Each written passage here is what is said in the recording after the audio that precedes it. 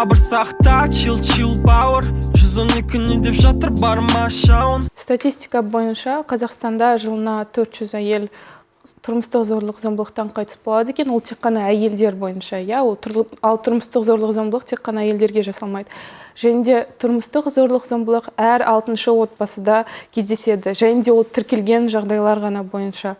Біздің білуімізше көптеген отбасылар, көптеген әйелдер тұрмыстық зорлық-зомбылыққа ұшырап жатқан, көптеген жас қыздар зорлыққа ұшырап жатқан, олар тіпті шағымдануға бармайды да, яғни ол жағдайлар тіпті тіркелмейді. Агрессордың түсінігінде жертва всегда кінәлі, яғни ол сол позициядан қарайды. Мен сені ұрмас едім егер, мен сені ұрмас едім, сен өзің бұлай жасамағанда, мен сені ұрмайым қараптан қарап. То есть бұл жерде агрессор жертвасының несінде, жаңағында ойында нені создавать етеді, қандай иллюзия создавать етеді, ол өзі кінәлі деген иллюзияны создавать ететіндігінде. И причем жертва өзі, негізі жертвалардың психологиясында тағы бір қызық нәрсе бар.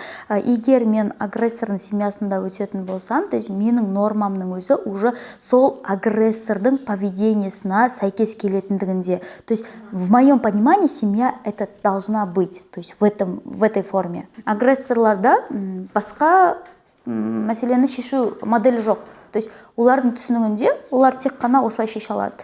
Баланы жастан, қатынды бастан, немесе мен өзім айтқанымда істету керекпін, ол үшін мен ұрам. То есть басқа шешімін ол көрмеді. Мен я деп айттым, я, жоқ деп айттым, жоқ, ақты қара дедім, қара болады, қантты тұз дедім, тұз болады деген секілді болады. Егер сен ол нәрсеге көнбейтін болсаң, мен шешім көріп тұрған жоқпын, мен сені ұрам. Яғни мен сенің қорқынышың арқылы сені басқаруға тырысатын боламын. Көптеген ер адамдар және жалпы адамдар осындай жаман қасиеттерді кейбір адамдардың дінді дұрыс емес интерпретациялағанынан естіп алып жасайды. Бірақ дін бізде ешқашан жамандыққа шақырмайды. Мен осы шығарылымға дайындалған кезде өзім қатты таңғалғаным, Фейсбуктан бір имамның әйеліңді қалай дұрыс ұру керек деген 1 сағаттық уағызы бар екенін көрдім. Мен таңғалмаймын, егер де ер азаматтар сол уағызды тыңдап алып, үйіне барып, мен әйелімді дұрыс ұрамын ба, дұрыс ұрмаймын ба, тексеріп көрейінші деп 1-2 рет ұрғандар болса таңғалмаймын. Ондай мәселе ол сол жерде уағыз айтып жатқан имамның күнәсі, сол имамның қателігі, имамның интерпретациясы, яғни дінде әйеліңді былай ұр, әйеліңді басқаша ұр деген ұғымдар жоқ.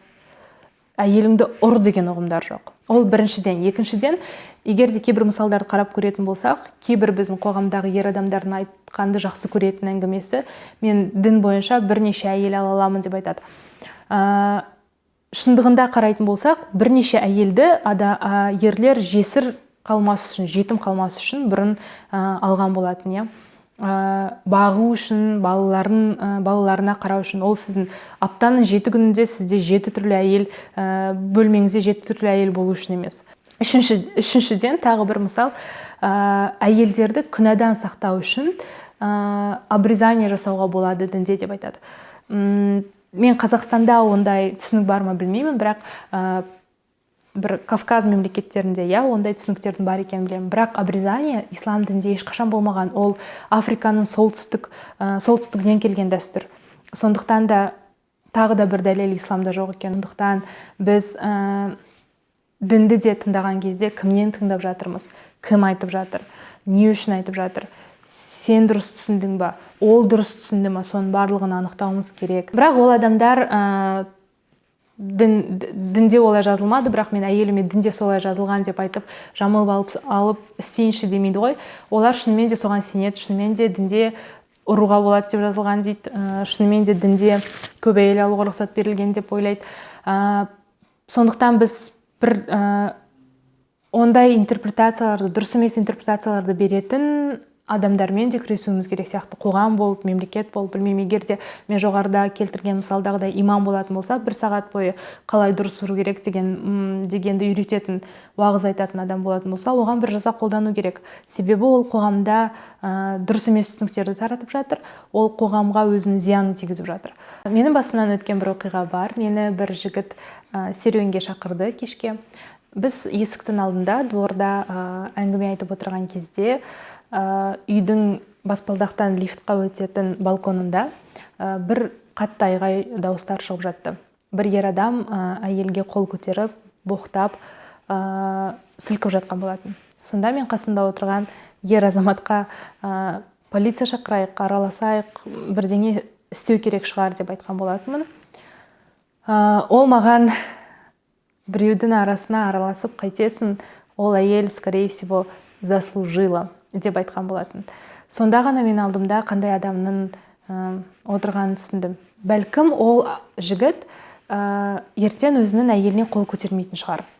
Мен оны білмеймін. Бірақ ол адамның ойында дұрыс емес түсініктердің бар екені байқалды бірден. Неге? Өйткені ол әйел адам, немесе әйел ғана емес, кішкентай бала, басқа жігіт өзінің белгілі бір ол дұрыс емес деп санайтын әрекеттерімен зорлыққа лайық болуы мүмкін деген түсінікпен өмір сүреді. Ондай түсініктері бар адамдардан қашу керек, және ол адамдарға ол түсініктердің дұрыс емес екенін түсіндіру керек.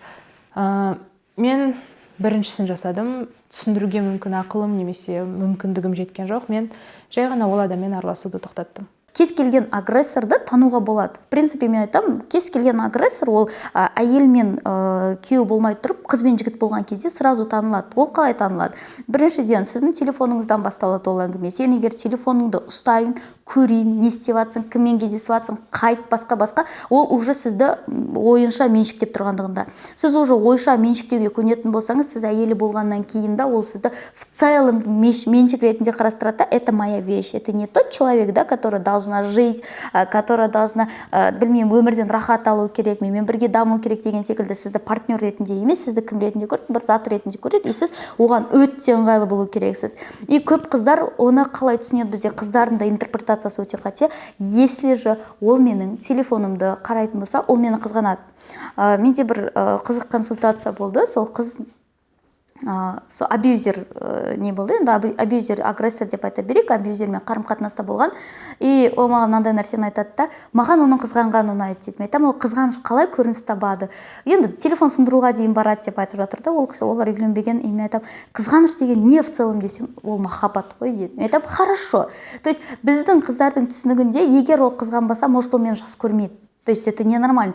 И осы жерде мен түсінемін, всегда каждый агрессордың ішіндегі токсиндарына сәйкес келетін келесі бір қыз тағыда қандай көрсеткіштері болуы мүмкін. Допустим, бағанағы сізбен қарым-қатынасында егер көресің, попробуй только, угроза деп айтамыз ғой, егер сөзінің арасында через призму угрозы қарайтын болса, через призму критики қарайтын болса, онда уже ол токсичный қарым-қатынас екенін білу керек. Біз ол жерде енді через призму критики деген кезде не только ол ана нәрсені білдіреді, да, допустим, физикалық, скорее всего, агрессия мүмкін бармайды, мүмкін барады, біз ол туралы толық қандай айта алмаймыз, но психологиялық зорлық-зомбылықтың құрбаны точно боласыз. Самый такой яркий пример, сіздер клубта жүрсіздер, и сіз билеп қалдыңыз, да, допустим, билеріңіз, и бір бала сізге келіп, ну, допустим, тиісті, ол қатты андай формада емес, сізге прямо қорлық көрсететін де формада емес, жай ғана сізбен танысуға жест көрсетті.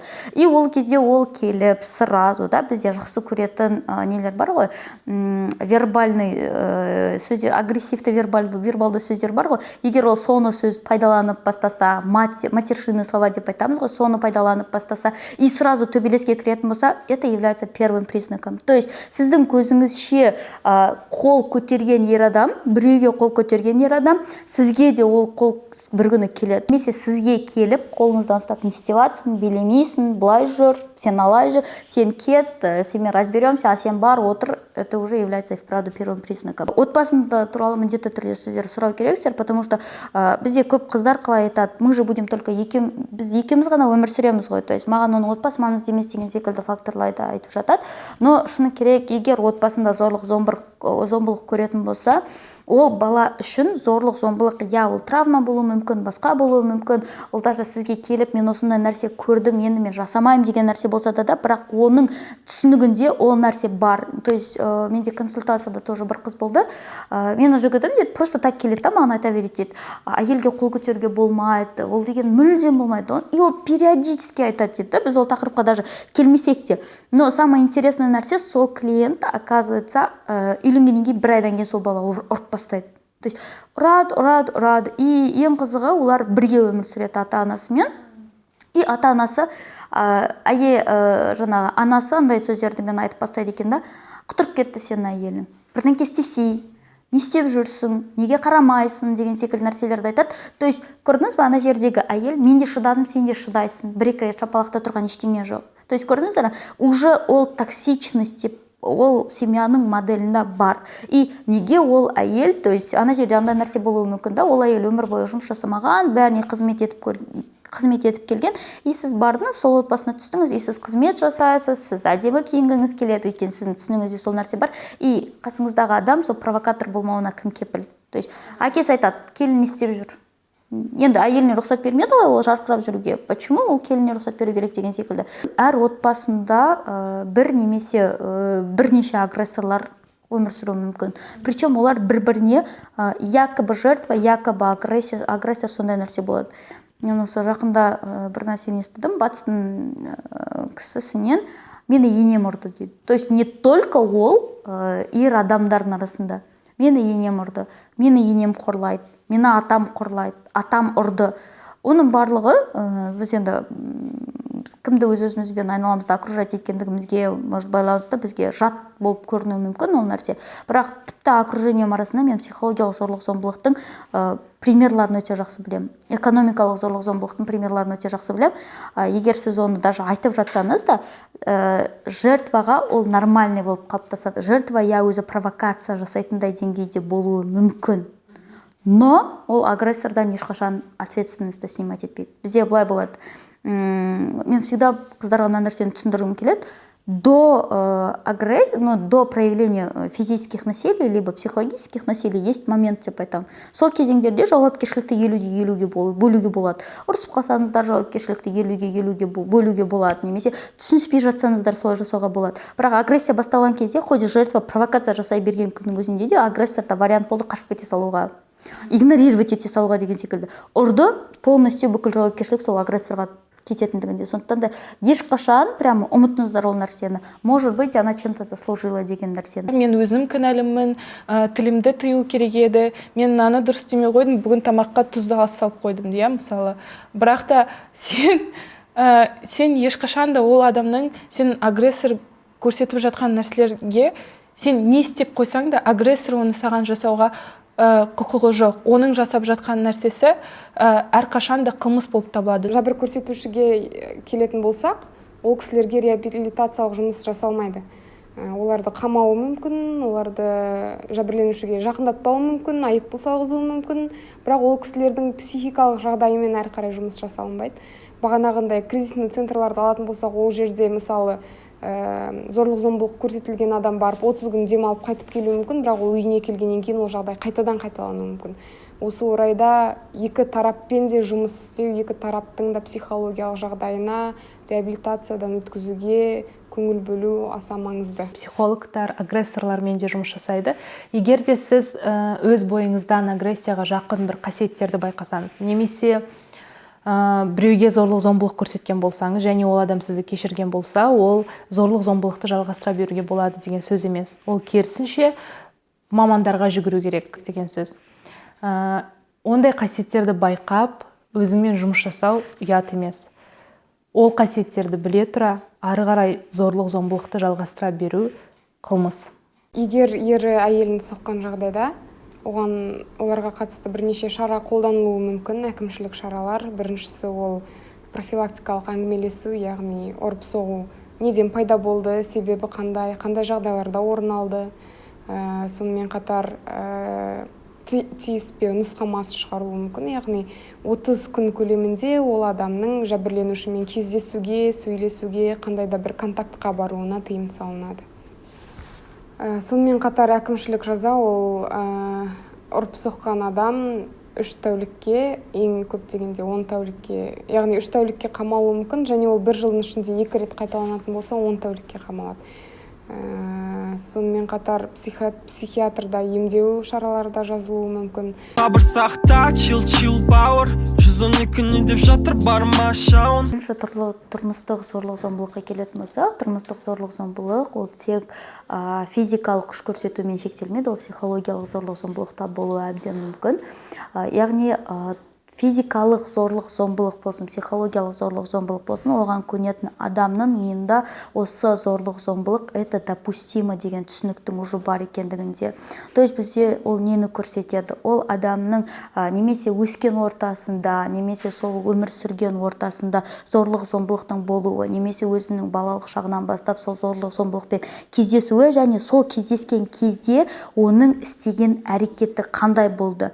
Егер ол соны тоқтатуға әрекеттерді көретін болса, оның түсінігінде бұл норма емес деген түсінік қалыптасады. Ал егер онымен кездескеннен кейін барып ешқандай әрекет жасалмайтын болса, я мені жазалауға болады, я маған осындай зорлық-зомбылық көрсетуге болады деген түсінік қалыптасып қалады. Физикалық зорлық-зомбылыққа не үшін адам көнеді, жалпы?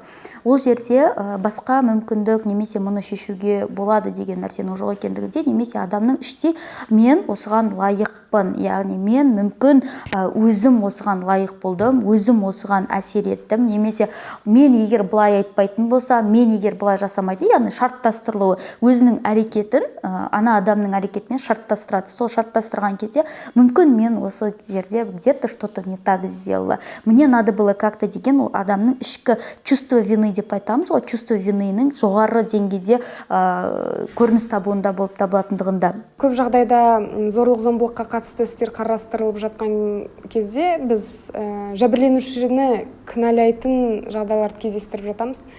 Менің ойымша ол біздің қоғамымызда бала кезден қалыптасып қалған нәрсе. Кішкентай бала, қарапайым мысалы, кішкентай бала жүгіріп келіп жатып құласа, немесе балабақшада, далада достармен ойнап жүріп таяқ жесе, біз неге таяқ жейсің, неге жауап қайтармайсың, өзіңнің кінәң, өзің дайындалмайсың, немесе өзің тез қатты жүгіресің, көзіңе қарамайсың деген сияқты кінәлап бастаймыз. Және бала өзінің кінәлімін деп сезінеді. Сол сияқты зорлық-зомбылыққа да қатысты солай деп есептеймін. Адамдарды біз кішкентай кезінен өзін кінәлі қылып тәрбиелеп өсіреміз. Біріншіден. Екіншіден, көп жағдайда зорлық-зомбылық жасаған адамдар өздеріне өте сенімді болып келеді. Көбісі таныс табады, немесе өздерінің істерін мойындамайды, жәбірленушінің психикалық жағдайын пайдалана отырып, оны үстінен одан сайын басып, оның ондай жағдай болмағанын дәлелдеуге тырысады. Негізі тұрмыстық зорлық-зомбылықтың ең қиын тұсы бізде бір рет қол көтерген адам, ол периодически қол көтеретін білу керекпіз, және сіздің бүгін таяқ жегендігіңіз, немесе сол жертваның екінші күні таяқ жегендігі қай күні оның өлімімен аяқталатынын сіз білмейсіз. Потому что бізде Қазақстанда ондай статистика өте көп, және де ол тұрмыстық зорлық-зомбылыққа кездескен адамның айналасындағы адамдар да оған көмек көрсетуге тырыспайды. Агрессияға адам берілген кезде оның миында 8 жерден сигнал түседі. Яғни ол не деген сөзді білдіреді? 8 жерден сигнал түскенде сіз өзіңізді тоқтата алмай қалуыңыз әбден мүмкін. Агрессиямен сіз кездесетін болсаңыз, психолог ретінде менің ең бірінші берер кеңесім, ол адамға ештеңе дәлелдей алмайсыз, потому что ол оны сізді еститін деңгейде уровеньде тұрған жоқ. Поэтому сіз приоритет ретінде нені қою керексіз? Өзіңіздің бірінші денсаулығыңызды, одан кейін барып қалғандарын қою керексіз. Ең бірінші сол ситуациядан қашыңыз, құтылыңыз, немесе сол жағдайдан кету керексіз. Конфликттің басталуының 3 стадиясы бар деп айтамыз. Бірінші стадиясы это стадия начала, то есть конфликт енді шығып келе жатқан кезеңі. Екінші стадиясы пик эмоций деп айтамыз. Екі жақтан да пик эмоций болады. И үшінші стадиясы ол басылғаннан кейін, то есть пик эмоций кезінде барлық нәрселер болады. И конфликт қай кезде шешіледі деп айтады, немесе бірінші стадияда ол тоқтау керек, немесе үшінші стадияда ғана тоқтайды. Но екінші стадияда не болатынын ешкім білмейтіндігінде. Ең қызығы былай болды, мен өзім орамал тақпас бұрын ойлан деген именно курста полностью осының барлығын айтып бастадым. И сол кезде қыздар айтады да, если мен оның барлығын айтатын болсам, мен тұрмысқа шықпай қалам ғой. То есть, видите, біздің қыздардың түсінігінде пусть бьет, да, пусть унижает, пусть тағы бір нәрсе жасасын, но менің требованиям слишком высокий деп айтады. Сондықтан да, егер сіз өзіңізді солай есептейтін болсаңыз, соответственно, скорее всего, сіз ол нәрселерге көнесіз. Сабыр сақта, чил пауэр, 112 не деп жатыр барма шауын. Көптеген әйелдер агрессордан неге кетпейсің деген кезде мен балаларымды ойлаймын деп айтады. Шындығына келгенде бала ол шынымен де жауапкершілікті талап ететін қоғамның бөлшегі болып табылады. Сондықтан да олардың аналардың немесе зардап көрушінің баласын ойлауы өте заңдылық, баласын ойлау заңдылық.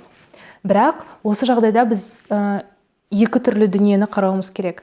Бала шынымен де агрессоры бар отбасыда өмір сүргеніне бақытты ма, және соған сізге рахмет айта ма? Екінші бір қарауымыз керек зат, бала қазір отбасыда, сіз агрессормен тұрып жатқан отбасыда шынымен де өзін психологиялық, физикалық, экономикалық қауіпсіз сезініп жатыр ма? Әрине, адамдардың қиналмай жақсы өмір сүргені маңызды, және сондай өмір таңдағаны дұрыс. Бірақ егер де сіздің алдыңызда екі жаман таңдау тұрса, қайсысын таңдау керек? Мысалға, біріншісі, мен баламды қалай асыраймын, маған отбасыдан қалай кетемін, әкеден қалай айырамын деп өмір бойы агрессордың қасында баланың қорқынышымен, өзіңіздің қорқынышыңызбен, психикалық травмалармен өмір сүрген жақсы ма? Жоқ әлде қиналып бірақ баланы асырауға қиналып, жұмыс жасап өмір сүрген жақсырақ па? Менің ойымша екінші жол әрқашанда сізге шешім болып табылуы мүмкін. Бастысы жаңа өмір бастауға, баланың өмірімен өзіңіздің өміріңізді өзіңіздің ғана қолыңызға алуға қорықпау керек. Мен консультацияға өте жиі адамдар келген кезде олар айтады, мен мамама ренжимін дейді. Мен мамама ренжимін, потому что мама өз өміріне жауапкершілік ала алмағаны үшін мен всегда қорқынышпен өмір сүрдім дейді. Мен тілейтінмін, чтобы менің папам іште іше берсін, но бүгін просто тыныш болса екен деп тілейтінмін деген секілді нәрселер болды да. Сондықтан да бала ешқашан ондай қысымда өмір сүрмеу керек. Бала ертең сізге рахмет айтпайды. Тұрмыстық зорлық-зомбылық бізде балалардан басталады. Балаларды жазалау, балаларды қорлау, балаларды сынау, балаларға жаңағындай артық сөйлетпеу, оның өзінің барлығы агрессия болып есептелетін, оның барлығы бізде зорлық-зомбылық болып есептелетіндігінде шырылдатып, бақыртып, айғайлап қою деген секілді. Одан кейін мектепте ол кездесуі мүмкін. Мысалы, садиктарда өте жиі кездеседі. Біз даже көрдік, что прям қатты ұрып жатады мұғалімдер деген секілді нәрсе. Барлық нәрсе осыдан басталатындығында. И маған бір ситуациялары болады, иногда мен әлеуметтік желілерде кіріп, баланы ұрып жатса, бәрі якобы шокирующий болып реакция көрсетіп жатады да. Просто ойланып көріңізші, сіз де өзіңізде балаңызды иногда шырылдатып, айғайлатып ұрсасыз ғой. Просто сіз ана жерде со стороны қарап тұрсыз ұрып жатқан оның қалай екендігін. А тут сіз өзіңіз ұрып жатқаннан кейін сіз өзіңіздің балаңызда мүмкін сөйтіп шырылдап жатқан шығар. Ол моментте де байқамай қалады көп ата-аналар. Сондықтан да бізде бала тәрбиесіне келген кезде, енді қалай ұрмайсың деп айтады да. Енді қалай ұрмайсың деп, ол қателесуі мүмкін, ол бір нәрсе дұрыс жасамауы мүмкін. Сіз де сөйтіп жатасыз ғой, енді барлығымыз не істейміз, жабылып сізді ұрмаймыз ғой деген секілді нәрсе болады. Сондықтан да ол нәрсені тоқтата білу керек. Зорлық-зомбылық балаға қатысты жасалған болса, ата-ана құқығынан айырылуы мүмкін. Және онда қылмыс құрамы орын алған болса, ол қылмыстық іс қарауға жатады. Бұл нәрсені түсіндірем еді ер адамдарға. Хорошо, сіз ер адамыңызды, допустим, да, әйел адамыңызды ұрдыңыз өзіңіздің, немесе сіз соған агрессия көрсеттіңіз, но сіздің қасыңызда всегда жаралы, травмированный әйел жүреді, который сен даже оның қасында рахатты ала алмайсың. То есть и сені всегда жек көретін әйел жүреді, саған всегда обиженный әйел жүреді. Ол не только оның психикасын бұзады. И сен просто представь, сол әйел сенің балаларыңды тәрбиелейді. И балаларың сені жек көреді. Осы өмірде сонда сенің бүкіл жинаған нәрсең не болады? Олардың жек көрініші мен реніші болады. Сабыр сақта, чил бауыр, 112 не деп жатыр барма шауын. Кейде әйелдер мен күйеуімді жақсы көремін, сондықтан да кете алмаймын дейді. Мен жақсы көру туралы ештеңе айта алмаймын. Әйел мен күйеуінің арасындағы жақсы көру туралы. Бірақ ол шынымен де әйелдің сол ер адамды жақсы көруі ма, жоқ әлде стокгольмский синдром деген түсінік бар, сондай синдром бар. Ол синдром бойынша сіз өзіңіздің зардап шегуші өзінің агрессорына ғашық болады, жертва. Осындай синдром ба, соны білу керек. Одан бөлек ондай синдром болмай шынымен де жақсы көріп жатса, тағы да екі түрлі махаббатты қарастыру керек. Ол деген сіздің агрессорыңыз, яғни сіздің күйеуіңіз, сіздің күйеуіңіз сізді шынымен де солай жақсы көре ма? Яғни бьет, значит любит, осы түсінікпен өмір сүреді ма? Егер де осы түсінікпен өмір сүрсе, жақсы көремін, сондықтан ұрамын, жақсы көремін, сондықтан қызғанамын деген түсінікпен өмір сүрсе, ол дұрыс емес түсінік. Ондай адаммен сіз бақытты болмайсыз. Екіншіден, әрқашанда өзіңе деген махаббат бар, ол қайда? Яғни сіздің өзіңізге деген махаббатыңыз соншалықты төмен бе, сондай өмірге көніп жүретіндей. Сондықтан да әрқашанда бұл махаббаттардың арасын салыстырған кезде өзіңе деген махаббатты таңдау керек. Себебі бьет, значит, любит. Чтобы быть счастливым, любимым, нужно пройти 9 кругов ада деп классикалық кітаптарда жазылатындай өмір сүру міндет емес. Махаббат, жақсы көру және де қиналу, зардап шегу, зорлық көру, шыдау, айтқанына көну, өз принциптарынан бас тарту, өз шекараларыңды ашып тастау деген түсініктермен қатар жүрмейді. Және де мен ойымша ол біздің ғана емес, жалпы қоғамда бар мәселе. Бізге кішкентай кезімізден өзімізді жақсы көруді, өзіңді таңдауды, біреуге жоқ деп айтуды үйретпейді. Сондай бір түсініктер бар болса, біз мүмкін осындай агрессивті, токсичный деп айтады, токсичный қарым-қатынастардан бас тарта алар едік. Әлі күнге дейін жақсы көреді, себебі олар сол күйеулеріне көп жағдайда махаббатпен, привязанностьпен қарайды, және де солай олар тұрмысқа шығады. Және де олар осылай сол зорлық-зомбылыққа ұшырағанда әлі күнге дейін сол махаббаттармен, әлі күнге дейін сол привязанностьтармен қоштасуға дайын болмағандықтан, олар сол агрессордың әрекеттерінің осындай қылмысын жуып шаюға тырысатын нәрселермен өздері алдап өздерін сол нәрселерге сендіруге тырысады. Сондықтан да осы күнге дейін шыдадым, әлі де шыдай тұрайын, немесе осы күнге дейін болдым деген нәрселер, ол біздің тіпті тәрбие жағында да ол нәрсе көп кездеседі. Өйткені қызға қайтып келген қыз жаман дейді, сен енді күйеуге шықтың, енді не болса да барлығын сол кісімен көресің, енді не болса да сен сомен өмірің соған байланған, бітті, солай өмір сүру керексің дейді. Бізде сен қайтып келсең, сен жаман боласың, сен біздің намысымызды жерге таптайсың, сен қайтып келсең жаман боласың дейді. Сосын тағы не айтады? Егер де сен күйеуіңнен ажырататын болсаң, сен анау балаларыңды көзін жәудіретіп жетім қалдырасың дейді. Бұл нәрселердің барлығы біздің психологиямыздағы өте үлкен дұрыс емес шекаралар болып табылады. Сенің ешқашан ол балаң, сол агрессияның көріп өскен балаң, сен ешқашан да болашақта толыққанды бақытты тұлға болып қалыптаспайды. Ең жаман итог одан шығатын. Ол балаң келесі өзінің өмірінде сол агрессияға бейімді болып өсуі мүмкін. Өйткені оның көзінде норма болып қалыптасады. Қазіргі таңда көптеген балалар өзінің отбасында агрессияны көріп жатса да, мысалы әкелерінің тұсынан, мен әкеме барғым келеді, мен папама барғым келіп жатыр деп айтуы мүмкін. Өйткені олар папаларын әлі күнге дейін жақсы көреді, және де олардың папасының мамасына немесе папасының өзіне жасап жатқан, күнделікті жасап жатқан нәрсесі олар үшін қалыпты жағдай болып көрінеді.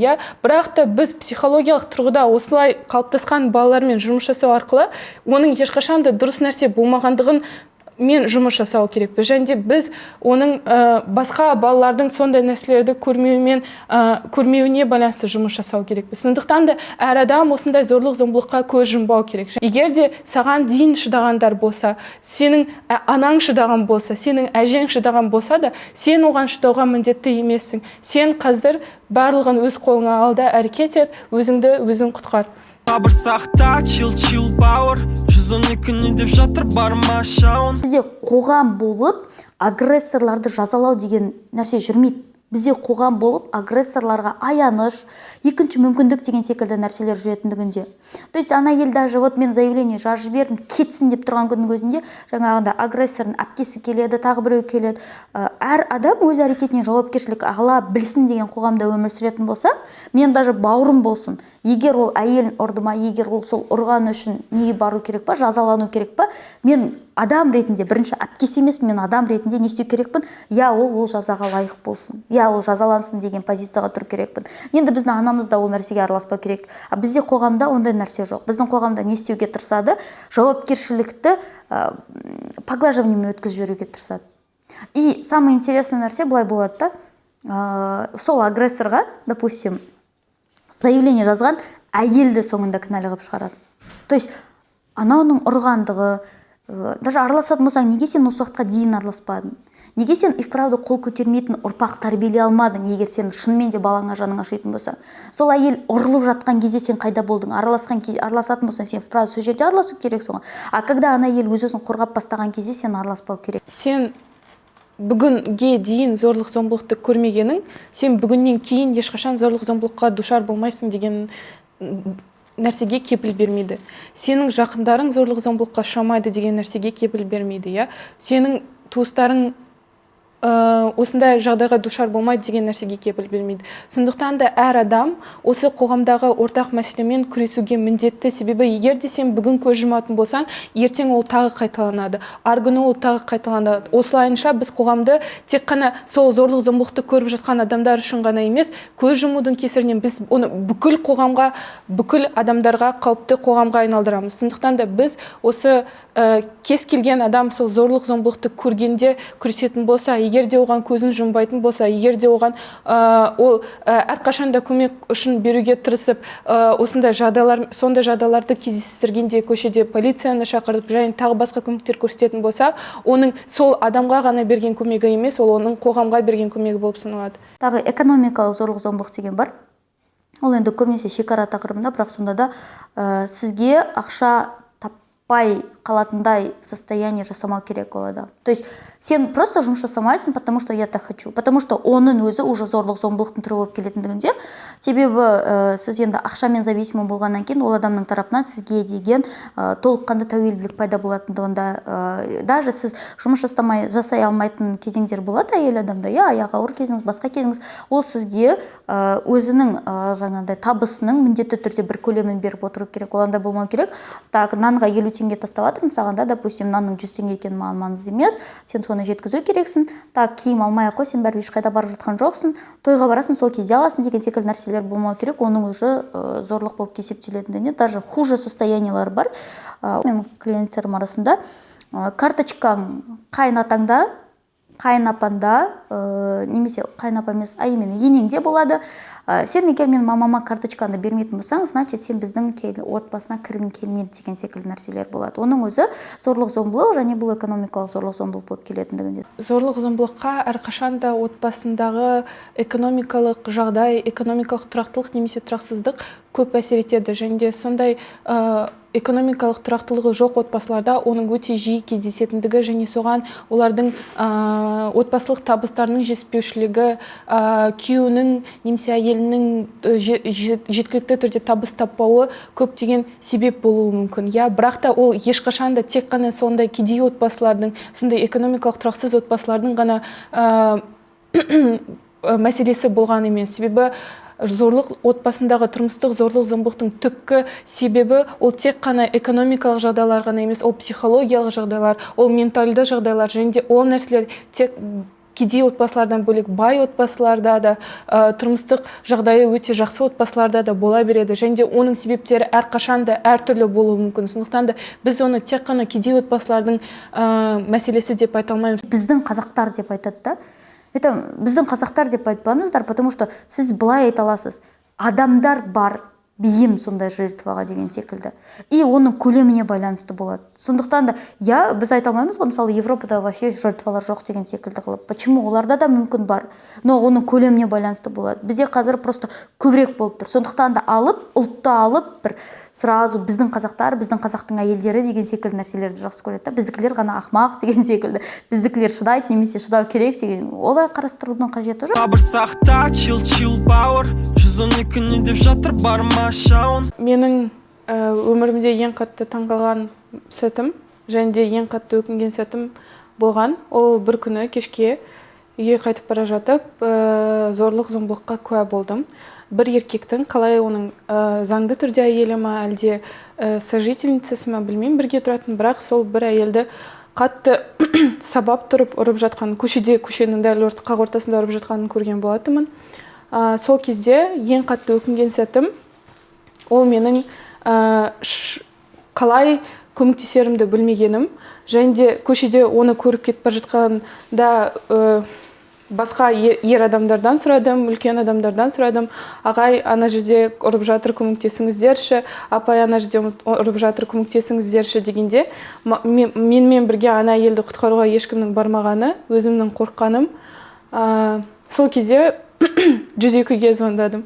102 әрең дегенде келді, олар тез келген жоқ, хотя мен айттым оларға звондағанда, мына жерде тезірек келмесеңіздер, ана әйел точно бірдеңе болады, анаған өледі или тағы бірдеңе, тез арада келіңіздер дедім. Олар келем дегенше біраз уақыт өтті, келді, олар екеуін ажыратты, бірақ маған келіп айтты, девушка неге, орысша айтқан болатын, қыз, сіз неге бізді бұндай вызовқа шақырдыңыз деп маған ұрысқан болатын. Якобы олар муж и жена, сен неге бізді ондай нәрсеге шақырдың, бізді жұмысымыздан отвлекать етіп жатсың деген сияқты. Бірақ мен қатты таң қалдым, сенің жұмысың осы емес па, я? Сен не істеу керексің, сен осыларды құтқару керексің ғой. И сол кезде мен не жыларымды білген жоқпын, ана әйел өлтірген жоқ сол кезде, бірақ та қазір ол әйел тірі ме екен? Қазір ол әйелде бәрі жақсы ма, мен оны білмеймін. Бұл жерде жергілікті полицияның немесе заңның жұмыс істемеуі емес. Бірінші кезекте ол азаматтардың құқықтық санасының төмен болуы, өз құқықтарын білмеу, немесе белгілі бір іс-әрекет жасаған кезде бездействие дейміз ғой, действие либо бездействие, екеуін біреуін жасаған кезде қандай жауапкершілікке тартылуы мүмкін, соны білмеуі. Сонымен қатар зорлық-зомбылыққа қатысты заңның әлсіз болуы да негіз болып табылады бұл жағдайда.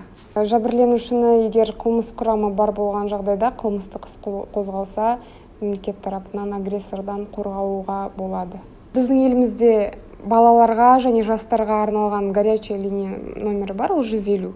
Және олардың сайты да бар, тұрақты негізде жұмыс істеп отырады. Сонымен қатар зорлық-зомбылық көрген жағдайда 102 номеріне хабарласуға болады. Жазда жаңалықтардан да жазып жатқан. Поступили антисептики и маски деген кодовое слово сияқты пайдаланылды. Адвокат көмегі егер ол қылмыс құрамы болып, қылмыстық іс болып қарастырылатын болса,